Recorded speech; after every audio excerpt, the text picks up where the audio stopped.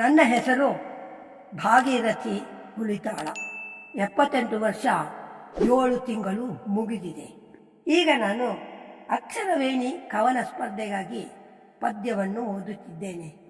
ನನ್ನ ಪದ್ಯದ ಹೆಸರು ಬಾಲಾದ್ ಅಪಿ ಸುಭಾಷಿತಂ ಎಂದು.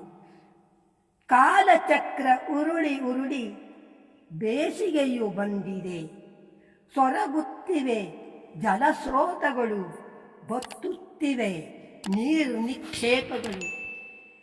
ದಾಹದಿಂದ ಬಳಲುತ್ತಿರುವವಮ್ಮ ಪ್ರಾಣಿ ಪಕ್ಷಿ ಕೀಟಗಳು. ಅಮ್ಮ ಅಮ್ಮ ಕಟ್ಟು ನೀನು ಬೆಳ್ಳಿ ಗೋದಯರೆಯನ್ನು ತೋಡ ಸನಿಹರಿ. ತೃಪ್ತಿಯಾಗುವಷ್ಟು ನೀರು ಕುಡಿದು ನೀರಿನಲ್ಲಿ ಹರಿವ ನೀರಿನಲ್ಲಿ ಮೈಯ ಚೆಲ್ಲಲಿ. ಅನ್ನಕ್ಕೆ ಬರುವ ಕಾಳುಗಳಿಗೆ ಬರುವ ಹಕ್ಕಿಗಳಿಗೆ ಜೊತೆಗೆ ನೀರನಿಟ್ಟು ಬಿಡು ಅಮ್ಮ, ನೀರನಿಟ್ಟು ಬಿಡು. ಹೆಜ್ಜೆನುಗಳ ದಂಡು ಬರುವುದಲ್ಲ ಅಮ್ಮ, ನೀನು ಪಾತ್ರೆ ತೊಳೆವ ಚೌಕಿಗೆ.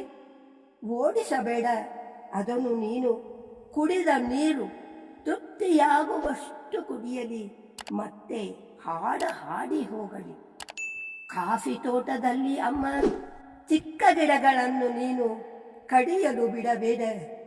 ದೊಡ್ಡದಾಗಿ ಅವುಗಳೆಲ್ಲ ಭೂಮಿಗೆ ತಂಪ ನೀಡಲಿ, ಭೂಮಾತೆಗೆ ತಂಪ ನುಡಿಸಲಿ. ಬರುವ ಮಳೆಗಾಲದಲ್ಲಿ ಅಮ್ಮ ನಾವು ನೆಡುವ ಹೊಸ ಹೊಸ ಗಿಡಗಳನ್ನು ಪೂಜಿಸುವ ಪ್ರಕೃತಿ ಮಾತೆಯನ್ನು.